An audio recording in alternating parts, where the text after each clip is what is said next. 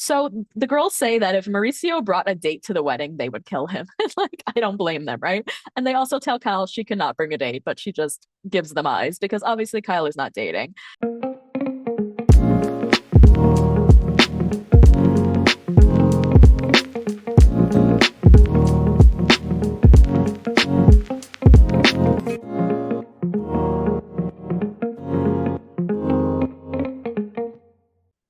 Hello, Bravo bosses. This is the Bravo Investigator Podcast. I'm your host, Dana, and today we are discussing the season premiere of The Real Housewives of Beverly Hills.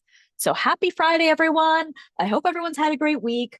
This is day 5 of my unemployment, and it is quite honestly getting worse by the day. Like today, I woke up and I checked LinkedIn because I had sent a message like a month or two ago to someone who I thought just sort of like in my circle who, I've worked with before who I thought could maybe help me out in terms of getting a job. Because even a couple months back, as you guys know, I was pretty sure I was being fired pretty soon. So I contacted this person, was like, hey, I think I might be losing my job. I was wondering if you know of anything. And this person was like, oh my God, Dana, this is so horrible to hear. I will do anything to help you. Don't worry, I have your back. And I was like, oh my God, thank God. This is such great news. And then I never heard back from him.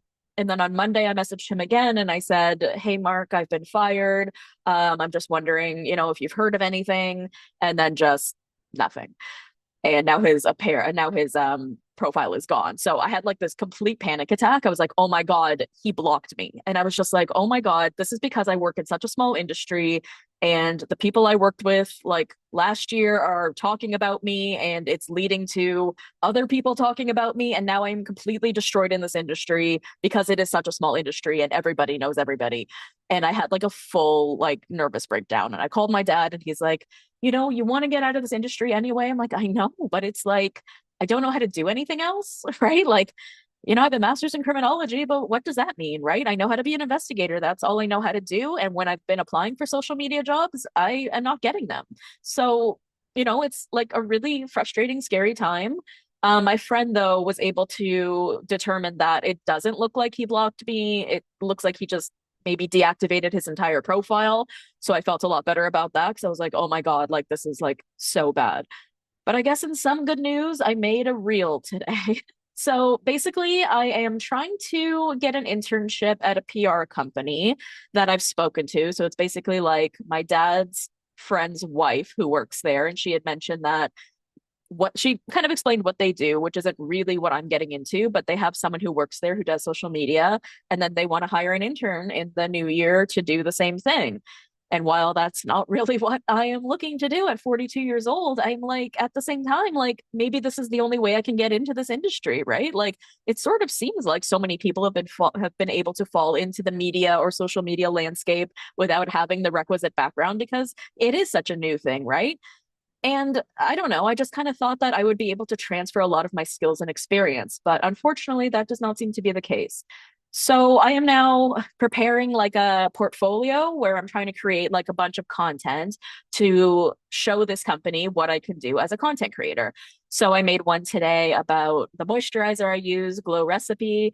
And guys, like the effort you have to put in, but not in a bad way. I'm not complaining. Like I follow all of these accounts now who do these really crazy things in order to create reels and to create content. Like they'll put like whatever the product is, like moisturizer. So they'll put it in like a vase and then pour water in that and then take a syringe and take some of the moisturizer out of the bottle and then squeeze that into the water and then it kind of explodes across the bottle of moisturizer and looks very beautiful. And I'm like, this is so cool. So I'm excited about like the creative aspect of it.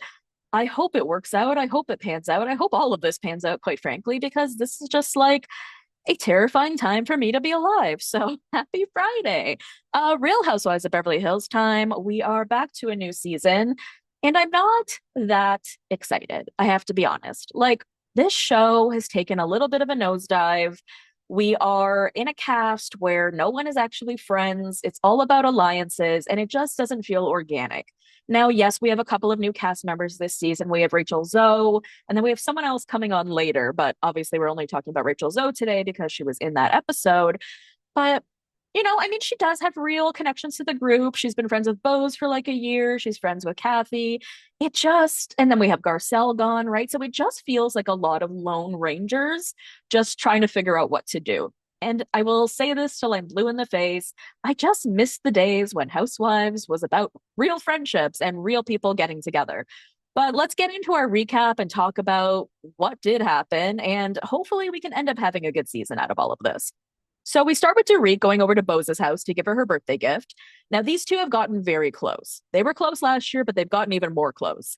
And now Bose says that Dorit will leave the longest voice notes, which, of course, is classic Dorit. They talk about how it's not okay that PK is out there making out with women on the street. So we saw this at the time, right? Like we saw this out in the zeitgeist. We saw these pictures in the media of him kissing this woman. And then the next day we saw Dorit and PK at their son's baseball game sitting like so far away from each other.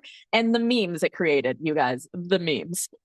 But Dorit said that like that was the day she filed because when she saw that, she was like, "That's it, I am done." And then she explains the baseball game. She was like, "We both went, but like we were so mad at each other. I was so mad at him, I could not even look at him." So to the kids, she only speaks the best about their father, which I think is a really good idea. And she did not give him joint custody when she filed, but it is something that he's fighting her on. But she feels like he doesn't have the lifestyle to have the kids 50% of the time. I mean, listen, even when they were married, he wasn't spending a lot of time with them, right? Like he was in the UK for months at a time. She was basically feeling like a single mom. This was one of the reasons that they were having issues in their marriage. I mean, this is something that she talked about quite frequently, where she felt very lonely in her marriage. He was always gone, right? So, how does he plan to have the kids 50% of the time? Also, quite frankly, Dorit did say, like publicly, that she did not think he was a good father, right? So, maybe she doesn't think that this is what's best for her and her kids. That being said, it's up to the courts, and I'm really not sure where this stands right now. But it's sad. Now, Dorit says that Kyle didn't check in on her for 4 days after she filed, and she kind of thought that it was sort of like a "Hey, how are ya?" Not like, is there anything I can do sort of thing. And she was sort of hopeful that she and Kyle had turned a corner at the reunion, but she's going to go based on her actions and not her words. Now, this is what, like, at least 4 months later after the reunion, probably more. This is what I always hate about these shows where they're not friends. None of these people talk in the interim. And so it always just feels like, oh, I haven't seen you since the last time we filmed. And that's just sort of how it feels with Kyle and Dorit. And I wish they had gotten together since the reunion and had tried to hash this out because the fact that we're coming back for a new season and your only interaction was like a couple of texts being like, "Hey, how are you?" I mean, it's frustrating and it makes me feel like neither of you genuinely want to be friends with each other because if you did, you would probably be putting a lot more effort into this friendship on the off season, right? So Kyle says that Portia will sometimes spend a night at Mo's new place. So as we know, he got like a new apartment and it's probably where he's bringing all his ladies. So Portia doesn't go there often, but once in a while. Now, Alexia is getting engaged, and so they're planning the wedding. So you remember that Farrah was engaged before, but then called off the wedding. So this is Kyle's first daughter that's getting married. Alexia met her fiance Jake in the third grade. And for Kyle, it's like a dream come true to have someone love her daughter like that. Now, I think this is so beautiful. I don't know if they were together since the third grade or they've just known each other since the third grade, but I remember seeing videos and pictures of the wedding, and it was so beautiful. Like, how much can like I feel like you can have so much more trust in someone that you've known literally your entire life, right? And I don't think that necessarily means they're any more likely to work out than the next, but I think there's something to be said about it, right? Like they have a very strong connection. They have changed over so many different parts of their lives, from being children to being teenagers to being young adults in the working world to getting married, right? And if you can be able to transition through life together, I feel like you're more able to be successful, right? Because if you're able to go through so many different stages of life together where you are constantly changing and they are constantly changing and you're able to change together, well, I mean, that's the best fit, right? So the girls say that if Mauricio brought a date to the wedding, they would kill him. Like, I don't blame them, right? And they also tell Kyle she cannot bring a date, but she just gives them eyes because obviously Kyle is not dating. But like, yeah, I mean, that would be pretty wild if Kyle brought, or sorry, not Kyle, if Mauricio brought one of these 20 somethings to his daughter's wedding. That would be wild. But basically, the kids have even been judging him for being a hoe out there in these streets and are telling him so. Kyle just wishes he would be a little more discreet about it. And yeah, for sure. I mean, she admits that it was obviously very jarring the first time she saw him like out in the streets kissing somebody, but now she's kind of getting used to it. Because quite frankly, Kyle, Mo is always out there in these streets kissing somebody almost weekly, right? Like, is he not establishing relationships with any of these people? I mean, whatever, right? He can go out and have fun, he can do whatever he wants, and he's definitely doing that, right? Like, he's definitely doing what people do when they get divorced. They go out there, they have their fun. But I guess he hasn't gotten to the place where he's found someone where he wants to settle down with someone, or he's maybe just not ready yet. So then we meet Rachel Zoe. She used to be on Bravo, as we know. Now she tells us a little bit about her trajectory and how she was friends with Paris Hilton for like a million years. And then she met obviously Nikki and Kathy through her, and now she and Kathy are like the best of friends. So we see Rachel at Kathy's giving her help with fashion advice.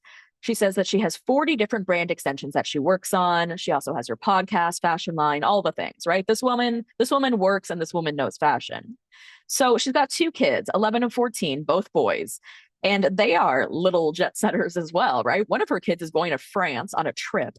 Then the other is going to sleepaway camp, then to the Hamptons, then back to sleepaway camp. Cool. Sounds like a fun summer. So she was married to her ex Roger for 26 years. She's still in this place where she's trying to work on being friends with him now that they're no longer together.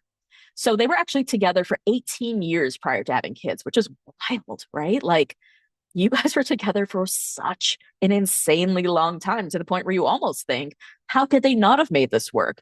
But she explains they became very different people, and she thinks that having kids changed things. So it's like what we talked about earlier, right? If Alexia and Jake are able to move through all these different stages of life where you are literally changing as a person constantly, especially when you're quite young, but able to still be together, that's one thing. But these two are saying that they came to a stage of life, which was having children, that caused major shifts in both of them.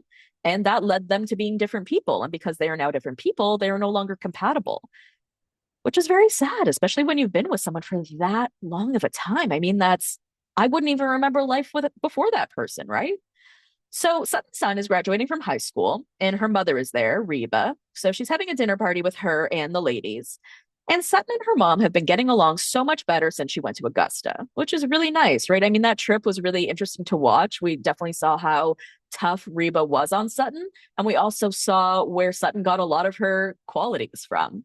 But it's really great that they have a good relationship now, especially because it sort of reminds me of like Bronwyn and Muzzy in a way, where Muzzy can be very close-minded and difficult, but there's nothing that Bronwyn wants more than her mother's approval. And I feel like we see that a lot here in Sutton's relationship with Reba. So Kyle and Erica get to Sutton's place, and Sutton tells them that she let Avi go. So remember, Avi was like her assistant. And I do remember hearing about this in the news, I think, but she doesn't really explain what happened. She just said that, like, well, nothing really happened. But when Erica asked if they left on good terms, she said she tried, but it's complicated. So I don't really know what happened there, but Kyle does point out that, like, Sutton was pretty hard on Avi, right? And then they flash all of these scenes where like she's like, if he doesn't get this right, or I'm gonna fire him, this and that. So I don't really know what happened there, but she said she doesn't really need an assistant anymore. I don't know. There's gonna be like a few more points throughout this episode where I feel like, why are people being tight-lipped? This is a reality show. Tell us what happened. Sutton says that Garcelle won't speak to her at all. As we saw last year, Garcelle left the show. She left during the reunion and apparently never spoke to any of the ladies again. But before we really get into that, which we do, Sutton talks about Christian, her ex-husband, apparently wanting their marriage annulled in the Catholic Church. He says that it would make them better friends, but Sutton disagreed. Now, they were married for 17 years, and she feels like he just likes to hold on to control. So she actually got a letter from the Catholic Church to Sutton Brown. It was really trying to take it's really Christian trying to take like more and more away from her, which is just wild because they have kids together. So how can you say that your marriage is annulled after being together for 17 years and having 3 children? Like, how can the Catholic Church even deem that to be a marriage that never existed? Like, that's so insane to me. But don't even get me started on the Catholic Church. That's for another time. So Kyle tells the camera that last year was a new low for her and Dorit, and until they spend more time together, it's going to be a work in progress. Yeah, Kyle. So why haven't you guys been spending time together on the off season, right? Because they could have established a very beautiful friendship by now. We could have seen them really come back together. They could have really worked out all their issues offline, and then we could have, actually seen them be friends again. But no, I'm sure they have not spoken except for a random text in the last 4 or so months. So then Erica says that divorce brings out the worst in everybody. And I think that's really true, right? I feel like you really don't know someone until you divorce them. You don't know if they're going to like be angry, try to take all your money, do all this stuff. Like, I feel like someone becomes a different person during a divorce for sure. Sutton points out that the picture of PK kissing a girl was showing that he's trying to be hard on Dorit during the divorce. And Kyle is like, well, PK didn't know he was being photographed. And I'm like, Kyle, why do you always got to defend PK, right? Because wasn't she the one also kind of questioning whether Mo had, or like not Mo, but like the girl that Mo was seen kissing in like the Athens or whatever, the Greek airport, like she was questioning whether that girl had called the paparazzi. So it's not crazy to think that someone may have called the paparazzi, someone who may have been involved. RHOBH says that she actually doesn't find PK attractive at all. She thought it was hilarious. She's like, here's how I'm going to contribute to this conversation. I don't know why anyone would be out there kissing PK because he's not attractive at all. Thank you, Reba. We completely concur. So Kyle says that she doesn't talk to PK at all anymore, which is good. At least there's that, right? I feel like if her and Dorit are ever going to move forward, it has to be where Kyle is not talking to her ex-husband anymore. No more sending memes, no more saying, I'm going to keep all your secrets. And so I think, at least in that vein, they have the room and the ability to move forward if they want to. So then we have a scene back at home with Rachel, and we get to know more about her. She says she's actually happy to come home to no one because it's quite peaceful. It would be a lot more stressful when she would be coming home to someone when she didn't feel like they were in a good place and she didn't feel like she could be herself. And, she just felt like their biggest regret in their marriage is probably working together. She said that lines got crossed and he became unrecognizable to her. Now that's, something that we've talked about before. We talked about this with Salt Lake City in terms of Whitney and Justin. I'm sorry if you guys can hear a truck backing up that is happening next door to me. And I don't know if you guys can hear that. My apologies. Because, obviously, like I said, with Salt Lake City, it's very normal to work with your spouse if you've been together a really long time, you've done other businesses together, you've worked together in other capacities. So you figure, why not? But I guess in this particular circumstance, it really didn't go well. And they're showing all these flashbacks to him on screen where he's like kind of berating her and yelling and stuff like that. And it's kind of crazy that they weren't able to figure out, I guess, how to kind of maybe what the problem was before they got to this point. Because it seems like their problem initially stemmed from, well, first for stemming from having children, but then from working together.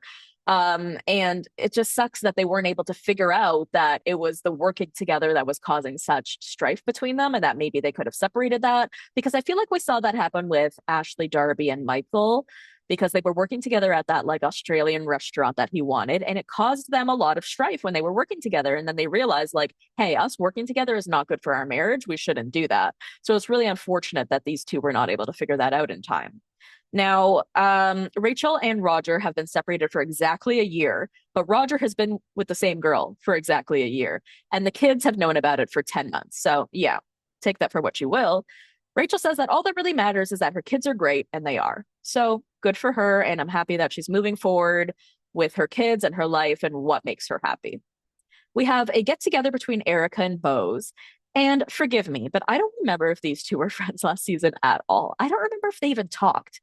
And again, forgive me, I just don't remember. Okay. Like, I really just don't remember. To me, this feels like a brand spanking new friendship. And I'm not against it, right? Like, you are all on a show together. You should all at least try to pretend to be friends for at least for the most part. But if, they're going to get together and be allies this season, hey, I'm here for it. So Erica talks about her and her life and how she thinks that she never thought she would have gotten married to someone who was going to prison, right? That's probably something nobody ever pictures. She says that there's a part of her that wants to say goodbye, but there's also a part that doesn't see the point, probably because he's like not mentally there, right? But yeah, it's interesting to hear her talk about how she feels about Tom these days. Obviously, we think he's a complete monster. We know that he's been convicted and everything, and we know that he has like dementia or some other kind of regression in his memories that's leading him to be like this, but he was able to be tried at least. But But at the same vein, right, he is in a stage of his life where he doesn't remember as much. Memories are gone. And so I think for Erica, she's sort of wondering, like, what would even be the point of saying goodbye to someone who's not even really there anymore. Bose asked her about a guy that she was seen flirting with in the news. And I sort of remember this, but not quite, because I don't think this is the Shrek guy. I think this was another guy, maybe prior to the Shrek guy. But all it said in the news was that she was just like flirting with him. And Erica's like, yeah, there was nothing more significant to tell than that. And she may have even had a better time last night. And so when the producers ask her about it, she's like, I have nothing to tell. And it's like, no, you guys, we need to know about your dating life. We need to know who you're hooking up with. Spit it out. Spit it out. It sort of feels like with Heather Gay, right? Like, does she go on dates at all? I really don't know. I feel like we get so little about her life. Like this week, she told us she got an air fryer, and that's been a big deal for her this year. But I feel like there's other stuff going on. So I want to see Erica dating. I want to see more with her and this Shrek guy. If that ends up coming out, I do want to see that. Erica's always been very quiet and very private. And then obviously her life blew up. Last year, she kind of got a break and was able to be sort of the mediator and the voice of reason, which was great, but you can't be that forever. And we were also just sort of watching you redecorate your house, and we can't watch that forever. So I'm happy to see her trying to befriend Bose and trying to create an alliance there, even though I would rather it be a friendship, but alliance as it may. And I need to be hearing more about Erica's dating life. That is very important to me. So they talk about how Sutton has very few friends in this group now and how they're just going to see how she acts now that they don't know how she's going to have different relationships with each person who's left in the group. Now, I thought this was really interesting considering Erica, who were your friends last season? Bose, who were your friends last season, right? Like Bose had Sutton, or sorry, not Sutton. Was it Sutton? No, Dorit. Bose had Dorit. And who did Erica have? No one really, right? I mean, she was sort of like medium friends with everybody, right? Like she's medium friends with Sutton, medium friends with Kyle, but she wasn't like best friends with anyone. So it's interesting to hear them say, well, now that Garcelle is gone, Sutton doesn't have any friends in the group. But I feel like that about all of these women. I feel like these are a bunch of single women. I don't mean single in terms of their relationship status. I mean like single player women. These are like 8 or however many there are, 6 single player women who basically have very little relationship with each other, all being requested to go on trips together and have dinner together. That is how I felt about this show for the last little while. So it's interesting that they're singling Sutton out as the one who now no longer has any friends. Um, Bose makes this joke about like who the real Slim Shady is or who the real Sutton Shady is or Slim Sutton or something like that. And Erica's like, oh, it's more of a box. I'm like, girl, don't call her box shape. That's not nice. I don't like that. I don't like that at all. But Bose and Keeley have been together for a year and a half. She wants to move in and get engaged and do all the things. And I'm pretty sure that she did end up getting engaged to Keeley. I think I did see that in the news. Again, this was filmed what, like 8 months ago. So we are already caught up with so much of the news that has happened with these ladies, but at the same time, they are giving us what they are able to give us. So the ladies get together for Kyle's summer solstice party. They're all dressed in white, wearing flower crowns. It's actually really nice and beautiful. And because it's outside, you get a really nice glow on everyone's skin. Everybody looks like really young and fresh and vibrant. And I feel like they should have more parties outside. Sutton ends up talking about Garcelle more here. And this is where she talks about how the last time they saw each other was at the reunion. She tried to text her over and over and over again, and Garcelle didn't text her back. And then Dorit asks Sutton if she thinks that Garcelle was more of an alliance or a friendship. And Sutton says that she doesn't believe that. She believes that they were best friends. Now, Dorit is asking whether Sutton believes Garcelle saw their friendship as more of an alliance, right? Because it's clear that Sutton sees them as best friends. But Dorit is saying, are you sure that she was also, or that you were also her best friend? Are you sure that she wasn't looking at you as an alliance? But Sutton is saying like she can't believe that to be, right? Because they spent so much time together. And we've had so much discourse about Garcelle and her leaving the show and her relationship with Sutton and how she unfollowed everyone. And I don't know, I've put some more thought into it. And I kind of feel like I do see where Garcelle is coming from, but I also see where Sutton is coming from. I feel like, in terms of a friendship, if you guys really are best friends and not just an alliance, to just sort of walk out on someone that you're best friends with, not respond to their texts, and never speak to them again, and not really just kind of give them that closing conversation, I feel like it's kind of a dick thing to do, to be honest. But then when I look at the fact that Garcelle felt like she was left out to dry by Sutton at the reunion, then she didn't feel like Sutton was being a good friend to her. And so I feel like maybe she feels like she doesn't owe that to Sutton. I don't really know. I really wish we could get a sit down between the two of them, quite honestly, which is something we're obviously never going to get. But I do really feel sad for Sutton because to have one of your best friends just like literally disappear off the face of the earth out of your life, it's hard. It's a really hard thing to do. Even if they let you know that they're going to be doing it, it's like a breakup. It can sometimes be harder than a breakup, quite honestly. Like, how many of you guys have been through a friendship breakup where it absolutely tore you apart, where you were in bed for days, where you were crying and you were like, oh my God, I almost feel like I broke up with my boyfriend. But like breaking up with a best friend can be almost as worse, or sometimes even worse. So Rachel and Kathy get there, and Rachel and Bose are actually good friends from before because Rachel has a podcast and Bose did her podcast previously, I guess last year at some point. So they all start talking about divorce and how kids can basically feel it, right? Even if you don't tell them, kids are aware that something is going on. Dorit had felt really strongly last year about shielding her kids from the divorce and letting them know about it, as we know. But she does say that they now know. She says that she's having a harder time with Jagger, though, because he's brushing off the whole thing. And Rachel says that's sort of like a boys' thing because we do see her sit down with her son and get his take on Rachel and Roger's divorce. And he's like, divorces are rough, but I'm doing okay. He was really cute. And so, I feel like for Jagger or for a young boy, they may just not know how to communicate their feelings on it. And so they may just be trying to brush it off because they kind of want it to go away in a sense of like how Alexia and Portia were talking about Mauricio and Kyle's divorce as well. Portia said, like, initially I just wanted to pretend like it wasn't happening. And so maybe when Jagger is brushing it off, that's his way of pretending like it isn't really happening. So then Rachel says that she saw Mauricio in Aspen and someone tried to set her up with him, which is so weird. But the fact that she even talks about how weird it is means that, like, okay, she's a girl's girl. She's not going to go after Kyle's ex-husband. And she even said that to whoever it was that was trying to set her up. She's like, that's Kyle's ex-husband. Also, she is way too old for Mauricio. And that is no shade to Rachel Zoe. That is only shade to Mauricio. So Dorit thinks that PK saw Mauricio living his best life and wanted to follow suit. And so that's why he's out there on these streets kissing women, right? Kyle confirms that she's not dating, but she says that she also hasn't really left the house, but she's really happy. And Rachel tells her, no, you can't do that. It is so much easier to stay in the house. What you need to do is go out 3 times a week. It'll feel so much better. 3 times a week? Are you kidding? Are you kidding? I haven't gone out 3 times a week since probably I was like 19. Like, are you kidding? She's not going to feel better. She's going to feel exhausted. She's going to be tired. 3 times a week is too much, IMO. Then the ladies all agree to a hot girl summer, but none of them really know what it means. And that's what I absolutely love about these ladies, how they use current terms, but never quite know what they're even talking about. So overall, I really liked the episode because it felt like everyone was giving each other a chance. We even saw Dorit talking to Sutton, Sutton responding, and them having like a normal conversation. Just everyone sort of interacting quite normally.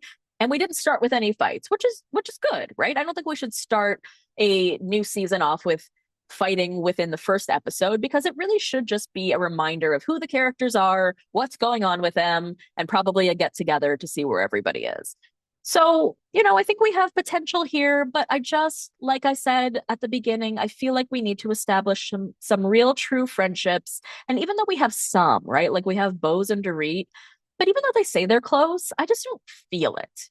I don't know. Maybe that's just me. Anyone who does have like a real friendship on this show, like Rachel and Kathy, I don't feel that either. But Kathy's not like a feely person. Kathy's out there pulling out jeans from her bag to give to Kyle, looking at her makeup and her knife, almost cutting her face with it. Kathy's being Kathy. But I think what's important to me to be able to get through this season in a productive way and in a way where we're going to be happy with it is to see real, true, genuine friendships. Because you know what comes from real, true, genuine friendships? Real, true, genuine fights. And that's what we're here for, right? That's what we live for. All right, you guys. Well, that is the end of the episode. I hope that you enjoyed it. Don't forget to follow me on TikTok, Threads, and Instagram at The Bravo Investigator. I will be releasing an episode of The Secret Lives of Mormon Wives reunion tomorrow on the Patreon. Even though it was very chaotic, I'm still going to cover it. So if you want to catch that, head over to patreon.com/the Bravo Investigator podcast. And if you want to join the Patreon anyways, I would love for you to. One, because I'm poor. Two, because it's only $5 a month. Three, because you will get ad-free episodes. And four, because you will get episodes early. So all around, great idea to join the Patreon. And last thing I wanted to let you guys know is to subscribe to my new YouTube channel. It's youtube.com/@the-Bravo-Investigator. All episodes will be uploaded there. Some will be video, some will just be audio, but all episodes will be uploaded to the YouTube. So I hope you guys have a great rest of your evening. I love you, BBs, and I will see you next time. Thank you for listening to the Bravo Investigator podcast. For more content, head over to patreon.com/the Bravo Investigator podcast. Follow me on Instagram, TikTok, and Threads @the Bravo Investigator. If you enjoyed the show, leave a 5-star review. Love you, BBs. See you next time.